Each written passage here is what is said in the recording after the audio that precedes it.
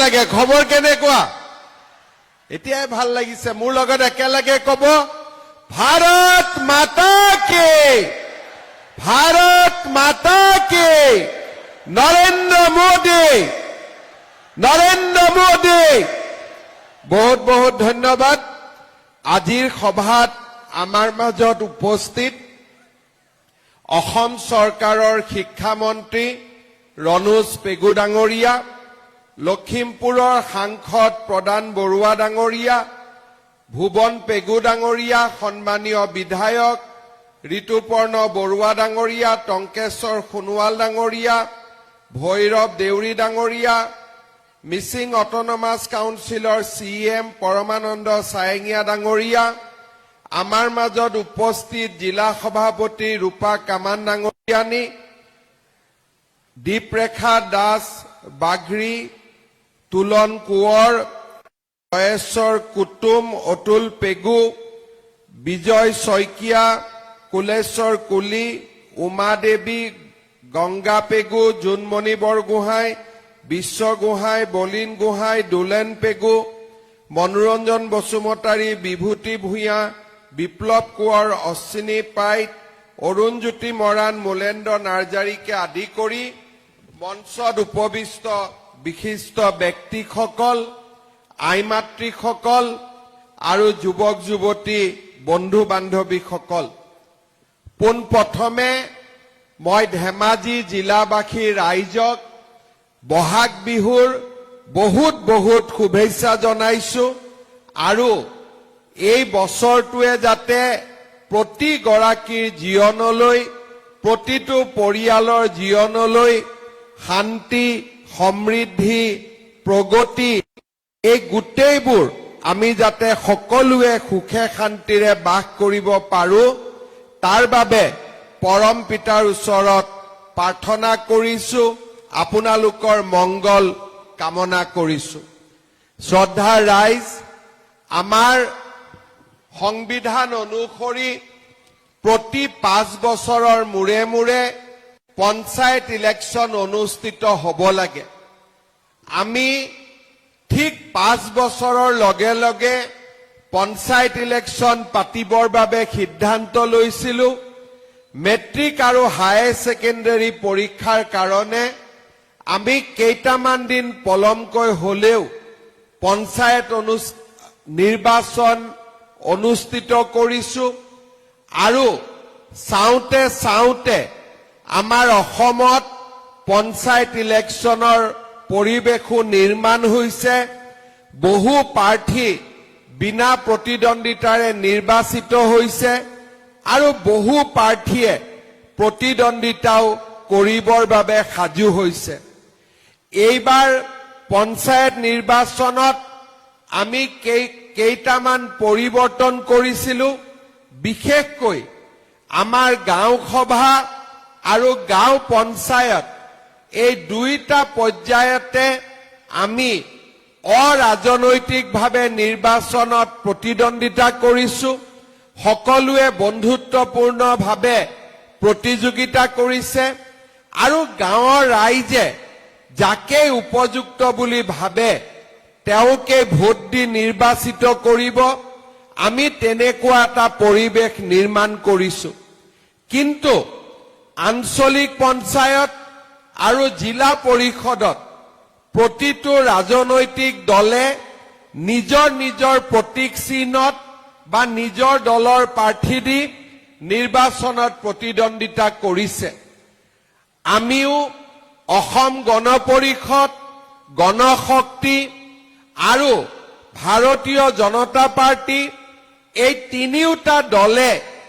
একেলগ হৈ আপোনালোকৰ ওচৰত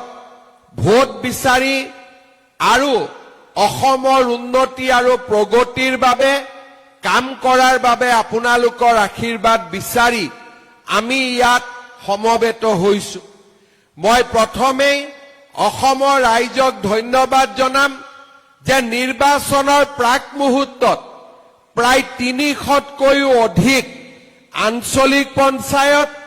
আৰু 40তকৈও অধিক জিলা পৰিষদৰ প্ৰাৰ্থী ইতিমধ্যেই ভাৰতীয় জনতা পাৰ্টি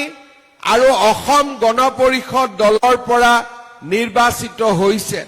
ৰাইজৰ অটুট আস্থা আৰু বিশ্বাসক প্ৰতিফলন কৰি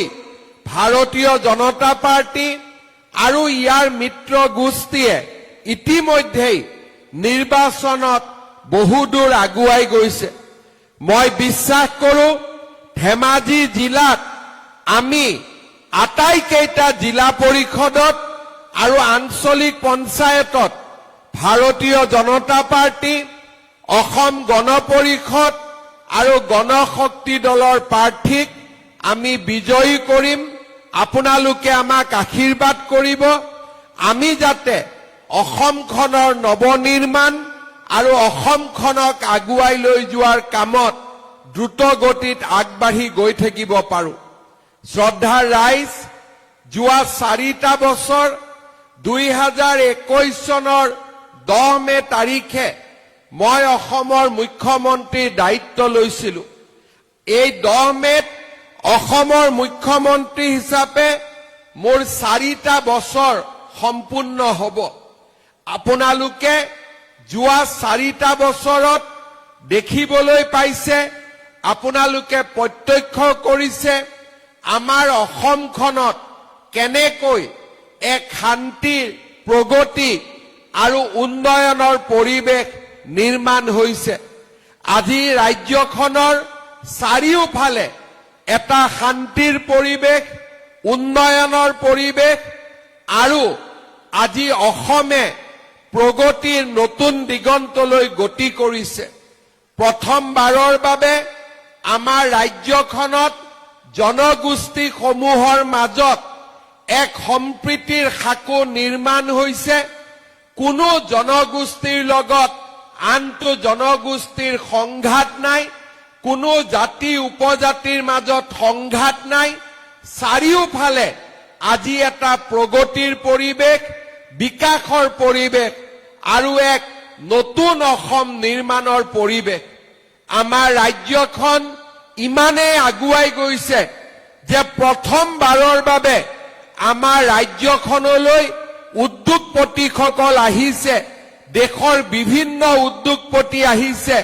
আৰু অসমত 5 লাখ কোটি টকাতকৈও অধিক বিনিয়োগ কৰাৰ বাবে তেওঁলোকে প্ৰতিশ্ৰুতি প্ৰদান কৰিছে। অৰ্থাৎ আজি আমাৰ ৰাজ্যখন বানে বিধ্বস্ত ৰাজ্যখন, বানে গৰকা ৰাজ্যখন, উগ্ৰপন্থীৰ অসমখন আৰু জাতি উপজাতিৰ মাজত থকা অবিশ্বাসৰ অসমখন আজি অতীত হৈ গ'ল আৰু আজি আমাৰ অসমখন চাৰিওফালে বিকাশৰ নতুন পৰিৱেশলৈকে দ্ৰুত গতিত নিৰ্মাণ হ'বলৈ আগবাঢ়ি গৈছে। আজি আমাৰ ৰাজ্যখনত প্ৰথমবাৰৰ বাবে আমি দেখিবলৈ পাইছো প্ৰধানমন্ত্ৰী ডাঙৰীয়াৰ আশীৰ্বাদত অসমৰ বাবে নতুন আঁচনি, নতুন নতুন ৰাস্তা পদূলি, মেডিকেল কলেজ, ইঞ্জিনিয়াৰিং কলেজ, চাৰিওফালে এটা বিকাশৰ চকুত লগা পৰিৱেশ। আপোনালোকে যদি মনত পেলায়, কংগ্ৰেছৰ 15 বছৰৰ শাসনকালত আমাৰ ৰাজ্যখনৰ পৰিৱেশ কেনেকুৱা আছিল। এই ধেমাজি বানে ধেমাজিক বিধ্বস্ত কৰিছিলে। কোনেও ধেমাজিৰ বান সমস্যা সমাধানৰ বাবে প্ৰচেষ্টা কৰা নাছিল। অসমৰ ভিতৰতে আটাইতকৈ পিছপৰা জিলা হিচাপে ধেমাজি চিহ্নিত হৈছিল। কংগ্ৰেছৰ শাসনকালত ৰাষ্ট্ৰীয় ঘাইপথেই হওক, ৰাস্তা ঘাটৰ অৱস্থা এবাৰ আপোনালোকে মনত পেলাব পাৰে। কংগ্ৰেছৰ শাসনকালত চৰকাৰী চাকৰি, আনকি অংগনবাদী চাকৰিৰ পোষ্ট ল'বৰ বাবেও লাখ লাখ টকা ঘোষ দিবলগীয়া হৈছিল। উন্নয়নমূলক কোনো আঁচনি নাছিল আৰু কংগ্ৰেছৰ ৰাজনীতি কেৱল মাত্ৰ ধুতি, লুঙি, সূতা আৰু আঁঠুৱাৰ মাজতে সীমাবদ্ধ আছিল। কংগ্ৰেছ চৰকাৰ মানে এটাই আমি বুজিছিলো যে কংগ্ৰেছ চৰকাৰ মানে ৰাস্তা ঘাট মেডিকেল কলেজ স্কুল কলেজ নহয় কংগ্ৰেছ চৰকাৰ মানে লুঙ্গি ধুতি সূতা আৰু আঠুৱা আজি সেই পৰিৱেশ সলনি হৈছে আজি আমাৰ আই মাতৃসকলে ধুতিৰ কাৰণে সূতাৰ কাৰণে লুঙ্গিৰ কাৰণে আঠুৱাৰ কাৰণে লাইন পাতিব নালাগে বেংকত প্ৰতি মাহৰ 10 তাৰিখে আহি অৰুণোদয় কাৰো ওচৰত হাত নপতাকৈ নিজে নিজে আহি বেংকত সোমাই আইসকলে গৈ কংগ্ৰেছৰ দালালৰ ঘৰত লাইন পাতিব নালাগে আজি আপোনালোকে মনত পেলাওক কংগ্ৰেছৰ দিনত কোনটো আঁচনি আছিল আজি যে কংগ্ৰেছৰ মানুহবিলাক ইলেকশ্যনত উঠিছে আপোনালোকে কংগ্ৰেছৰ মানুহক সুধিব তোমালোকৰ দিনত কলেজত এডমিশন বিনামূলীয়া আছিল নাছিলে মেট্ৰিকত ফৰ্ম ফিল আপ কৰোতে টকা লাগিছিলে নাই লাগিছিলে তোমালোকৰ দিনত নিযুত মইনা আছিলে নাছিলে তোমালোকৰ দিনত অৰুণোদয় আছিলে নাছিলে তোমালোকৰ দিনত বিনামূলীয়া চাউল আছিলে নাছিলে তোমালোকৰ দিনত মথাউৰি পকা হৈছিলে নাই হোৱা তোমালোকৰ দিনত ধেমাজিত মেডিকেল কলেজ হৈছিলে নাই হোৱা তোমালোকৰ দিনত ধেমাজিত ইঞ্জিনিয়াৰিং কলেজ হৈছিলে নাই হোৱা কি হৈছিলে লুঙ্গি আছিলে ধুতি আছিলে সূতা আৰু আঠুৱা আছিলে লুঙ্গি ধুতি আৰু সূতা সেইকাৰণে মই মাজে মাজে কংগ্ৰেছক কওঁ যে কংগ্ৰেছৰ বাবে এতিয়া সময় আহিছে হাতৰ ছবিটোৰ জাগাত লুঙ্গিৰ ছবিত ইলেকশ্যন উঠাৰ কাৰণে কাৰণ কংগ্ৰেছে লুঙ্গি ধুতি সূতা আৰু আঠুৱাৰ বাদে একো বুজি নাপায় সেইবাবে কংগ্ৰেছৰ হাতৰ চিনটো বদলি যাব লাগে আৰু কংগ্ৰেছে লুঙ্গিৰ চিনত ভোটত উঠিব লাগে কাৰণ কংগ্ৰেছে অসমৰ ৰাইজক লুঙ্গিৰ বাদে আৰু একোৱেই দিয়া নাছিল সূতাৰ বাদে একোৱেই দিয়া নাছিলে আঠুৱা আৰু তাক বাদ দি আমাক একোৱেই দিয়া নাছিল শ্ৰদ্ধাৰ ৰাইজ আজি আপোনালোকে মনত পেলাওক অসমৰ দৰে এখন ৰাজ্য য'ত চৰকাৰী চাকৰিৰ কাৰণে পঢ়া শুনাৰ কাম নাছিলে দালালক টকা দিব পাৰিলে চৰকাৰী চাকৰি হৈছিলে আজি যদি মই বিচাৰিলোহেঁতেন 1.5 লাখ ল'ৰা ছোৱালীক মই চাকৰি দিলো এজনৰ পৰা যদি মই 1 লাখ টকাও ললোহেঁতেন মোৰ হাতত 15,000 কোটি টকা জমা হলেহেঁতেন আৰু 1 লাখ টকা দিবৰ কাৰণেতো মানুহ ৰেডিয়ে আছে এটা চৰকাৰী চাকৰি দিম বুলি ক'লে 1 লাখ টকা দিয়া মানুহ আছে নে নাই আছে নে নাই আজি যদি মই কওঁ যে মই এতিয়া চৰকাৰী চাকৰি দিম 1 লাখ টকা দিয়ক কিমান মানুহ ওলাব কিন্তু আজি ভাৰতীয় জনতা পাৰ্টিৰ চৰকাৰখনে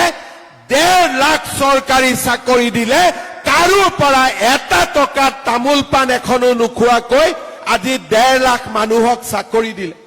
তাৰ ফলত লাভ কি হৈছে চাকৰি পুৱাই চাকৰি পাইছে কিন্তু তাৰ লগত মানুহৰ পঢ়া শুনাৰ প্ৰতি বিশ্বাস হৈছে যে পঢ়িলে চাকৰি পাম পঢ়িলে কৰ্মসংস্থাপন পাম আজি মই যেতিয়া মিটিঙত আহো মোক ল'ৰা ছোৱালীয়ে সোধে স্যাৰ পুলিচৰ আমাক আকৌ ইন্টাৰভিউ কেতিয়া ওলাব এডিআৰই ৰিজাল্ট কেতিয়া দিব আৰু মোক সুধিলে মই বেয়াও নাপাওঁ এটাই মই উত্তৰ দিওঁ যে এতিয়া পুলিচৰ ইন্টাৰভিউ চলি আছে নৱেম্বৰত আৰু পোষ্ট ওলাব তাৰ মানে আজি আমাৰ অসমত ল'ৰা ছোৱালীয়ে আশা কৰিব পাৰে যে মই যদি পঢ়া শুনা কৰো অন্তত মোৰ ভৱিষ্যত আছে আপোনালোকে চিন্তা কৰক 5 লাখ কোটি টকাৰ যদি ইণ্ডাষ্ট্ৰি আনি অসমত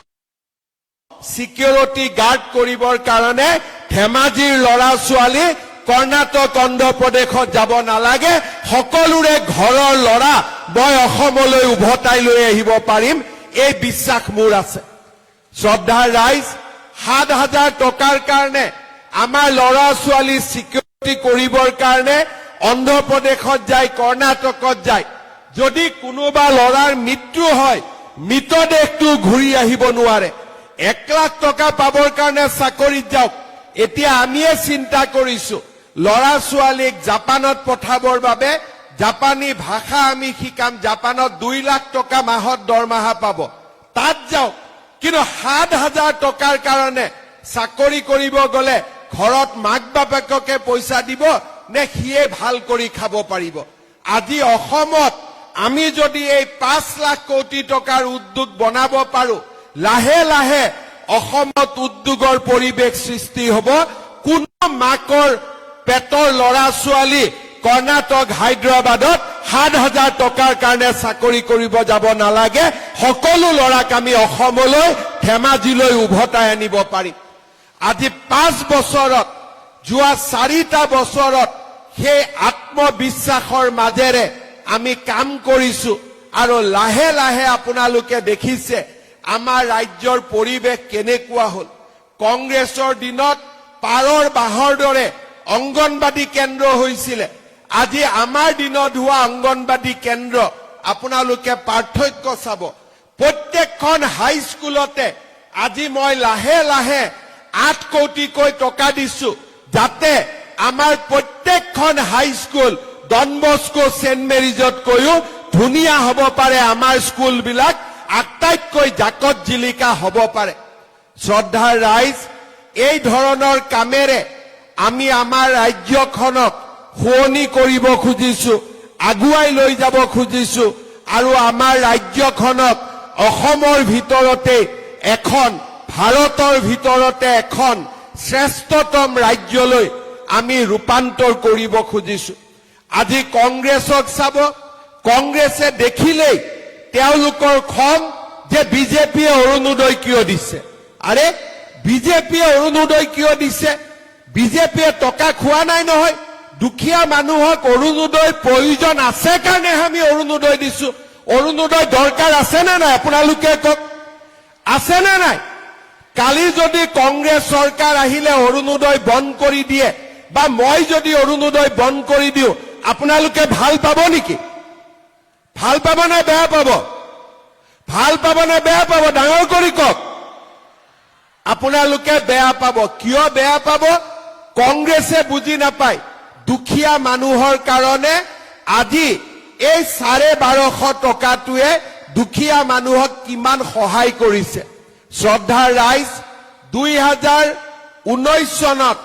আমি 830 টকা দি আমি 22 লাখ পৰিয়ালক অৰুণোদয় আঁচনি দিছিলো। এতিয়া আপোনালোকৰ মাজত ফৰ্ম ফিল আপ হৈ আছে। এতিয়া আমি অৰুণোদয় আঁচনি 22 লাখৰ পৰা 40 লাখলৈকে লৈ যাম। তাৰ মানে মোটামুটি এটা সমষ্টিত 40,000 পৰিয়ালে অৰুণোদয় আঁচনি লাভ কৰিব। মোক ভুৱন পেগু, ৰণোজ পেগু ডাঙৰীয়াই কৈছে যে আমাৰ গোটেইখিনি হৈ গৈছে, আৰু 3-4 হাজাৰ যদি বেছিকৈ অৰুণোদয় পাওঁ আমি গোটেইখিনিকে বিলাই দিব পাৰিম। মই আজিয়ে কৈছো যে প্ৰত্যেক ঘৰ দুখীয়া পৰিয়ালে অৰুণোদয় পাব লাগে। ধেমাজি, চিচিৰ বৰগাঁও, জোনাইৰ কাৰণে আৰু 3-4 হাজাৰ আৰু অৰুণোদয় বঢ়াই দিম, যাতে সকলো মানুহে অৰুণোদয় আঁচনি পাব পাৰে, কোনো বাদ পৰিব নালাগে, সকলো মানুহকে আমি দিব পাৰো। শ্ৰদ্ধাৰ ৰাইজ, নতুনকৈ ফৰ্ম ফিল আপ হৈছে। আপোনালোকে যিবিলাকে দুখীয়া মানুহে পোৱা নাই, পঞ্চায়ত ইলেকশ্যনৰ সময়ত জিলা পৰিষদৰ মেম্বাৰ, আঞ্চলিক পঞ্চায়তৰ মেম্বাৰ, তেওঁলোক গাঁৱে গাঁৱে যাব। দুখীয়া মানুহে কব যে মা মোৰ অৰুণোদয়ত নাম অহা নাই, বাবা মোৰ অৰুণোদয়ত নাম অহা নাই। ধুনীয়াকৈ ডায়েৰীত নাম লিখি ল'ব আৰু ইলেকশ্যনৰ পিছতেই আমি তেওঁলোককো দি সকলোকে আমি অৰুণোদয় আঁচনিৰ মাজত সোমাই ল'ম। এইটোৱে হৈছে আমাৰ দায়িত্ব আৰু কৰ্তব্য। মই আমাৰ যিসকল ইলেকশ্যনত উঠিছে তেওঁলোকক মই অনুৰোধ কৰিম, গাঁৱত যেতিয়া আমি যাম কোনোবা বিধৱা মানুহ দেখা পাম, মইতো মুখ্যমন্ত্ৰী সব গাঁৱততো যাব নোৱাৰো, কিন্তু আমাৰ প্ৰাৰ্থীসকল গাঁৱত যাব, আপোনালোকৰ মাজত যাব। কোনোবা দুখীয়া মানুহে অৰুণোদয় পোৱা নাই, কোনোবা বিধৱা মানুহে অৰুণোদয় পোৱা নাই, কোনোবা বিয়া নোহোৱা ছোৱালীয়ে অৰুণোদয় পোৱা নাই, এইবাৰ দুখীয়া মানুহে অৰুণোদয় পোৱা নাই। এইবাৰ সকলোৰে নাম লিখি লৈ আহিব। যেতিয়া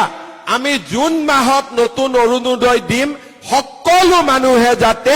এইবাৰ অৰুণোদয় পাব পাৰে, দুখীয়া মানুহ যাতে কোনেও অৰুণোদয়ৰ পৰা বাদ পৰি যাব নালাগে শ্ৰদ্ধাৰ ৰাইজ আপোনালোকে চিন্তা কৰক যোৱা লোকসভা ইলেকশ্যনৰ সময়ত মই কৈ গৈছিলো যে ঘৰ পাবৰ কাৰণে যি জিঅ' টেগিং আছে এইবাৰ মই আত্মসহায়ক গোট জীৱিকা সখী দি জিঅ' টেগিং কৰাম এইবাৰ জিঅ' টেগিং হল নে নাই ভাল কৰি আপোনালোকে কওক আগতকৈ ভাল হল নে নাই এতিয়া ইমানটোলৈকে আমি নিয়ম কৰিব খুজিছো যে যিবিলাকৰ নাম কিবা কাৰণত জীৱিকা সখী বাইদেউসকলেও লোৱা নাই এতিয়া আমি আপোনালোকক এটা সুবিধা দিম নিজৰ ঘৰৰ জিঅ' টেগিং যাতে নিজে আপোনালোকে কৰি দিব পাৰে কাৰো ওচৰত হাত পাতিব নালাগে তাৰ মানে এইবাৰ মই অৰুণোদয় সকলোকে দিয়াৰ কাম সম্পূৰ্ণ কৰিম দ্বিতীয়তে ঘৰৰ যাতে লিষ্টত আমাৰ প্ৰতিগৰাকী আগতে নোপোৱা মানুহৰ ঘৰ আহিব পাৰে দুখীয়া মানুহৰ নাম ঘৰৰ লিষ্টত সোমাব পাৰে এমপি ইলেকশ্যনৰ সময়ত মই কৈ গৈছিলো অসমৰ কতো নাই আগতে কমপ্লেইন আছিলে জিঅ' টেগিং ললে টকা দিব লাগে 10,000 দিব লাগে 15,000 দিব লাগে 20,000 দিব লাগে এইবাৰ জিঅ' টেগিং মোটামুটি বিনা পইচাত টেগিং হৈছে না নাই কৰবাত যদি কোনবাই চাহ একাপ খাইছে বেলেগ কথা কিন্তু পইচা লবতো কোনেও হাত কৰা নাই কৰিছে নেকি অৰ্থাৎ লাহে লাহে আমি অসমখনৰ পৰিৱৰ্তন কৰি আনি আছো শ্ৰদ্ধাৰ ৰাইজ এইবাৰ আমি আৰু কেইটামান নতুন কাম কৰিব খুজিছো যোৱা এপ্ৰিল মাহৰ 1 তাৰিখৰ পৰা ইলেক্ট্ৰিচিটি বিলৰ দাম মই 1 টকা কমাই দিছো এইবাৰ যেতিয়া ইলেক্ট্ৰিচিটিৰ বিল আহিব আগতকৈ 1 টকা আপোনালোকৰ দাম কমি আহিব নৱেম্বৰ মাহত অক্টোবৰ মাহত যদি ভগৱানে মোক সহায় কৰে মোৰ মনত ইচ্ছা আছে ইলেক্ট্ৰিচিটিৰ দাম আৰু 1 টকা কমাই দিবৰ কাৰণে যাতে দুখীয়া মানুহে ইলেক্ট্ৰিচিটিৰ বিল দিয়াটো সহায় পাব পাৰে শ্ৰদ্ধাৰ ৰাইজ মহিলাসকলে মোক সোধে 10,000 টকাটো মামা কেতিয়া দিব এইটো এটা চিন্তা হৈ আছে হয় নে নহয় আছে না নাই চিন্তা এতিয়া আপোনালোকে এইটো কথা মোক নুখুধিব 10,000 টকা বিহালীত দি আমি আৰম্ভ কৰি দিছো ভুৱন পেগু ৰণোজ পেগু প্ৰদান বৰুৱাই যিদিনাখনে দিন দিয়ে সেইদিনাখনে আহি মই ইয়াত দি থৈ যাম মোৰ কোনো আপত্তি নাই মোৰ ফালৰ পৰা এতিয়া সব ক্লিয়াৰ হৈ গৈছে এতিয়া মাত্ৰ ভুৱন কেতিয়া দিবি এটা ডেট দি দে না হা এটা আপোনালোকক কোন তাৰিখে লাগে আপোনালোকে কক ডেট এটা বানপানীৰ আগত লাগে নে পিছত লাগে আপোনালোকক বিহালীত যেনেকে পালে তেনেকে ভুৱন পেগু ৰণোজ পেগু প্ৰদান বৰুৱাৰ লগত মই আলোচনা কৰিম 3খন মিটিং হ'ব এখন ধেমাজিত এখন আমাৰ শিলাপথাৰত এখন আমাৰ জুনাইত আৰু এই 3খন মিটিং কৰি মে মাহ নহলেও জুন মাহৰ ভিতৰত আপোনালোকক 10,000 টকাটো মই ক্লিয়াৰ কৰি দিম হ'ব ডাঙৰকে হাত চাপৰে এতিয়া আকৌ কোনোবাই ৰেকৰ্ড টেকত কৰি লওক জুনৰ ভিতৰত দিম বুলি কৈছো তেতিয়াহে মোক মনত পেলাই দিব পাৰিব হয় নে নহয় এতিয়া আমাৰ কাম হৈ গল চিন্তা কৰিব নালাগে 10,000 টকাটো আপোনালোকে পাই যাব কিন্তু 10,000 টকাটো শেষ নহয় বিহালীত যেতিয়া মই 10,000 টকাটো আই মাতৃসকলক দিছিলো এগৰাকী আই মাতৃক সুধিলো মোক ফটো তুলি আছিলে মাজনী আই মাতৃ ফটোটো নুঠিলে তেতিয়া মই কলো কি মোবাইলটো বেয়া নেকি বোলে মামা মোবাইলটো বেয়া 10,000 টকাটো আজি লম নহয় নতুন মোবাইল এটা কিনিম এতিয়া কথাটো হল মোবাইল কিনিব নালাগে ঠিক আছে ভগৱানে যদি কেতিয়াবা মোক শক্তি দিয়ে আপোনালোকক মই চৰকাৰৰ পৰা ফ্ৰী মোবাইল এটা দি দিম কেতিয়াবালৈকে এতিয়াই কোৱা নাই লাহেকৈ কিন্তু এই 10,000 টকাটো আমি যোনদিনাখন পাম কংগ্ৰেছৰ মানুহবিলাকে বিহালীত উলিয়াইছিলে যে মামা এনে কৈছে 10,000 নিদিয়ে মই 10,000 দি দিলো এইবাৰ ইলেকশ্যনত কংগ্ৰেছে তাতে ইলেকশ্যনে নেখেলিলে সব বিজেপি আনকণ্টেষ্ট জিকি গল কাৰণ প্ৰচাৰ বেছি কৰি আছিলে মই নিদিও বুলি আৰু মই যি কওঁ আজিলৈকে প্ৰত্যেকটো কথা ৰাখি আহিছো নে নাই গতিকে এতিয়া আপোনালোকক মই এটা অনুৰোধ কৰিম 10,000 টোতো পাবই 10,000টোৰ কাৰণে মই একো কোৱা নাই, কিন্তু 10,000ত মই শেষ নকৰো। 10,000 যিসকলে ভাল কৰি খৰচ কৰিব, মই আজি আপোনালোকক প্ৰতিশ্ৰুতি দিছো,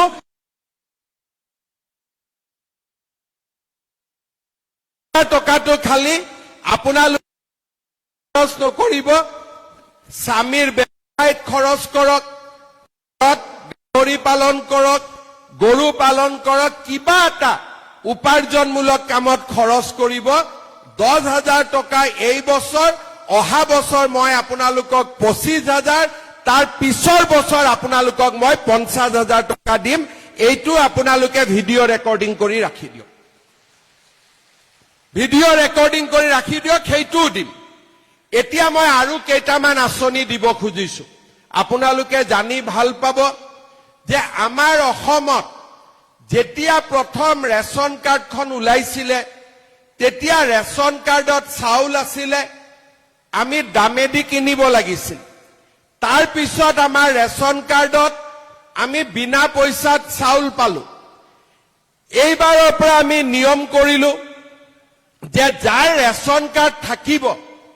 সেই ৰেচন কাৰ্ড থকা মানুহে মেডিকেলত গলে 5 লাখ টকাৰ বিনামূলীয়া আমাৰ চিকিৎসা পৰিয়ালটোৱে পাব পাৰে।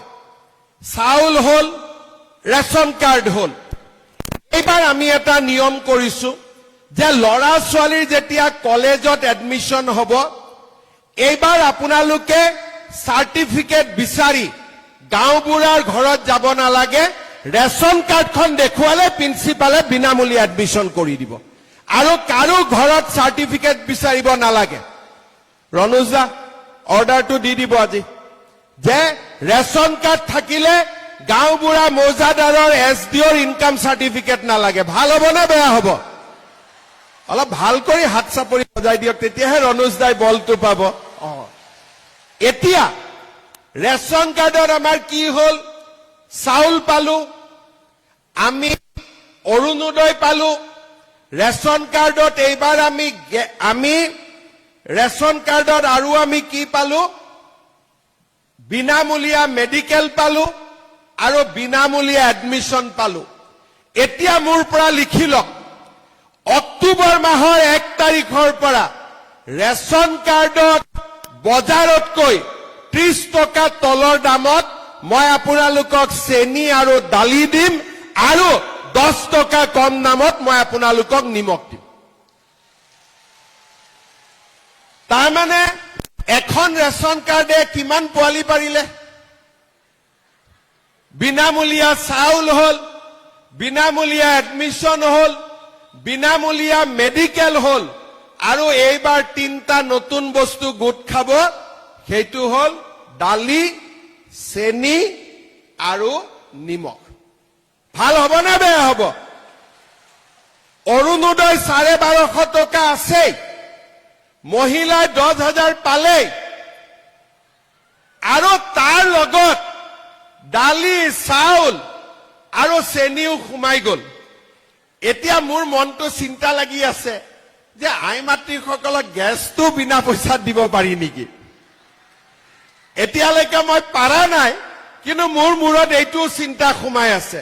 যদি গেছতো অলপ দাম কমাই দিব পাৰি। এতিয়া উজ্বলা গেছৰ দাম কিমান? 550, হয় নে নহয়? কিমান? 1000 হল যাৰ উজ্বলা নাই, যাৰ উজ্বলা আছে তাৰ হল 550 টকা, 950 হল যাৰ উজ্বলা নাই। এতিয়া 550 যাৰ আছে তাকো যদি 200-300 টকা কমাই দিব পাৰো, 950 যাৰ আছে তাকো যদি 200-300 কমাই দিব পাৰো, আপোনালোকৰ বহুত সুবিধা হৈ যাব, ঘৰখন আপোনালোকে ধুনীয়াকৈ চলাব পাৰিব, হয় নে নহয়? ঠিক কৈছো নে নাই? এতিয়া আমি আৰু এটা কাম কৰিব খুজিছো, আমাৰ যে নিযুত মইনা স্কিম আছিলে, এতিয়াতো ছোৱালীবিলাক এইবাৰ পাছ হ'ব, সেকেন্ড ইয়াৰ পাব, সেকেন্ড ইয়াৰতো আমি নিযুত মইনা দিম, ফাৰ্ষ্ট ইয়াৰতো আমি নিযুত মইনা দিম। কিন্তু ল'ৰাবিলাকে কয় মামা আমাৰ কাৰণে একো নাই নেকি? ইও এটা ভেজাল যে ল'ৰাবিলাকৰ কাৰণেও কিবা এটা লাগে। এইবাৰ আমি কি কৰিছো, যিমান লৰাই BA BSc পাছ কৰিব এক বছৰটো চাকৰি নাপায় পৰীক্ষা দি থাকিব লাগে BA BSc পাছ কৰা সকলো লৰাৰে বেংক একাউণ্টত বা PG পাছ কৰা সকলো লৰাৰে বেংক একাউণ্টত মাহত এক বছৰলৈ আমি 2,500 টকাকৈ জমা দি থাকিম যাতে লৰা ছোৱালীয়ে কিবা নহয় কিবা তেওঁলোকে চাকৰি বাকৰিৰ কাৰণে ইন্টাৰভিউ দিব যাওঁতে দেউতাক মাকৰ যাতে পইচা খুজিব অন্তত এক বছৰলৈ নালাগে এক বছৰ লৰাজনৰ দায়িত্ব মামাই ল'ব ঠিক আছে এক বছৰ মামাৰ ওপৰত থাকিব ভগৱানে কৰিলে চৰকাৰী চাকৰি ওলাই আছে অসমত ইণ্ডাষ্ট্ৰীও আহি আছে এক বছৰৰ ভিতৰত লৰাবিলাকৰ কিবা নহয় কিবা এটা লগত আমি কি কৰি আছো নতুনকৈ আৰু এটা আঁচনি আমি আৰম্ভ কৰিছো সেইটো হল যে যিবিলাক লৰাই ব্যৱসায় কৰিব খোজে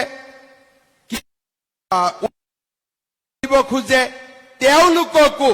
আমি 2 লাখ টকাকৈ দিয়াৰ আঁচনি লৈছো জোনাই সমষ্টিত ইতিমধ্যে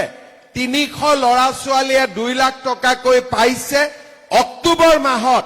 আৰু 700 লৰা ছোৱালীক আমি 2 লাখ টকাকৈ দিয়াৰ ব্যৱস্থা কৰিম মোৰ লক্ষ্য হৈছে প্ৰতি বছৰে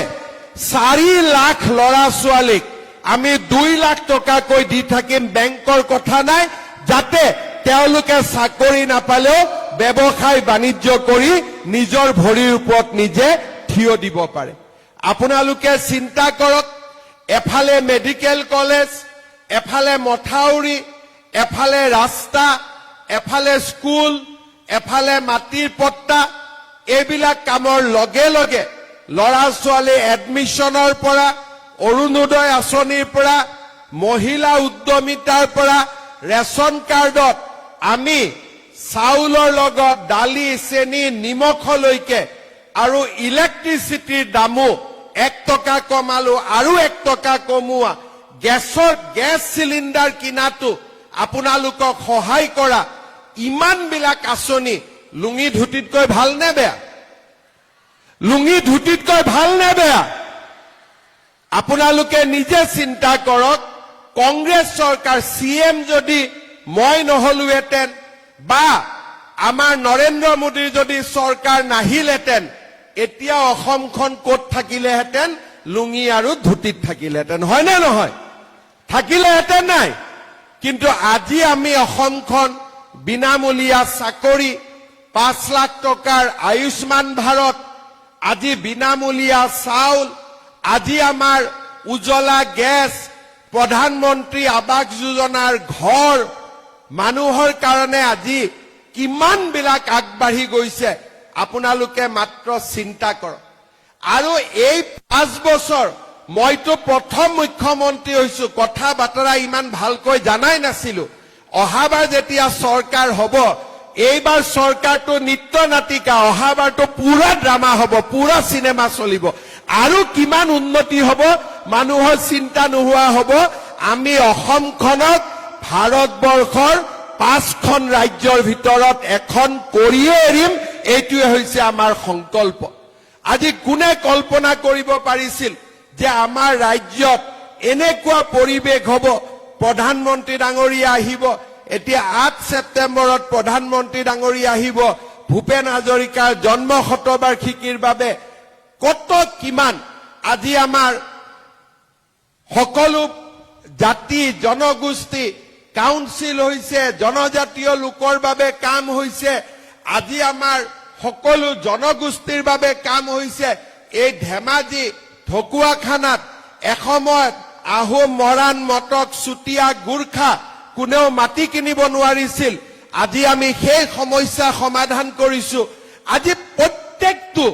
যিমান জাতি জনগোষ্ঠীৰ সমস্যা আছিল প্ৰায়বিলাক সমাধানলৈকে আজি আমি লৈ গৈ আছো শ্ৰদ্ধাৰ ৰাইজ এখন শান্তিৰ অসম বিকাশৰ অসম ইয়াত আৰু এতিয়া লুঙি আৰু ধুতিৰ প্ৰয়োজন নাই এই লুঙিৰ মানুহবিলাকক সিধা সিধি বাংলাদেশলৈকে পঠাই দিব লাগে যে লুঙি বিলাব লাগে যদি যা বাংলাদেশত বিলাগৈ আমাক আৰু ইয়াত লুঙি বিলাব নালাগে কংগ্ৰেছ বিলাকক এইটোৱে কব যে তহঁতৰ যদি ইমানে লুঙি পিন্ধোৱাৰ চখ আছে তহঁতি গৈ বাংলাদেশত লুঙি বিলাগৈ ইয়াত আৰু এতিয়া লুঙিৰ কাম নাই ইয়াতে ধুতিৰ কাম নাই আমাক উন্নতি লাগে আমি আগুৱাই যাব লাগে আমি অসমখনক এটা নতুন পৰিৱেশলৈকে লৈ যাব লাগে শ্ৰদ্ধাৰ ৰাইজ এই পঞ্চায়ত ইলেকশ্যনৰ পিছতেই বিধানসভাৰ নিৰ্বাচনৰ পৰিৱেশ আহিব পঞ্চায়ত যেতিয়া ভাল থাকিব এমএলএ আৰু পঞ্চায়তে লগ লাগি এই এটা বছৰ সুন্দৰভাৱে কাম কৰিব ভুৱন পেগু ৰণোজ পেগু প্ৰদান বৰুৱা এমপি এমএলএ আৰু পঞ্চায়ত যদি বেলেগ পাৰ্টিৰ হয় আমাৰ উন্নতি নহব কাজিয়া পেচাল হ'ব কাম কাজ নহব কিন্তু গোটেইবিলাক যদি নৰেন্দ্ৰ মোদীৰ ৰেলগাড়ীখনত উঠি থাকে সকলোৱে একেলগে ফাৰ্ষ্ট ক্লাছ ৰেলত যাব পাৰিব সেইকাৰণে কোনো বেলেগ পাৰ্টিক ভোট নিদিব কোনো কাৰণতে লুঙি ধুতিক ভোট নিদিব য'তেই পদুম ফুল দেখিব তাতে মাৰিব থাপ কৰি য'তে হাতী দেখিব তাতে মাৰিব থাপ কৰি হ'ব আমি খালি এইবাৰ মেচিন নহয় এইবাৰ কাগজত দিব লাগিব কাগজত দিবৰ কাৰণে বেলটত দিবৰ কাৰণে হাতীটোৰ মাজত মাৰিব পদুমৰ মাজত মাৰিব সাইডে সাইডে নামাৰিব নহলে কংগ্ৰেছে কব এইটো আমাকো অলপ মৰম কৰে সেইকাৰণে আমাৰ ফালেও অলপ দিছে বুলি সেইকাৰণে আপোনালোকে দুই তিনি জনকটো নহব গতিকে কংগ্ৰেছ বিলাককটো ভোট দিলে বেয়াহে হ'ব সেইকাৰণে একদম হাতীটোৰ মাজতে ভোটটো দি দিব হ'ব আৰু পদুমৰ মাজতে ভোট দিবনে নাই আজি আপোনালোকেতো কেণ্ডিডেট বিলাক জানেই তথাপিতো মই জিলা পৰিষদৰ কেণ্ডিডেট খিনিক ইয়াত মাতিম এবাৰ মই চিনাকি কৰি দিব খুজিম আমাৰ বৰদলনি জিলা পথাৰ ধেমাজিত খৈমালি বৰদেউৰী দৈমাৰী ক'ত আছে মা হাত এটা মানুহৰ আশীৰ্বাদ ল'ব লাগে নে নাই আশীৰ্বাদ বাইদেউক এটা ডাঙৰ কৰি আশীৰ্বাদ দিয়ক ক'ত আছে কোন জায়গাত কোনটো জায়গা ঠিক আছে হ'ব তাৰপিছত ধেমাজিত উঠিছে তিলুমণি পেগু এটা হাত চাপৰি মাৰক বাইদেউৰ কাৰণে তাৰপিছত গগামুখত উঠিছে জ্যোতিপ্ৰভা পেগু দিয়ক এটা হাত চাপৰি তাৰপিছত মাছখোৱাত উঠিছে জীৱন পেগু জীৱন গগৈ দিয়ক ৰাইজক সেৱা কৰক ৰাইজক ঠিক আছে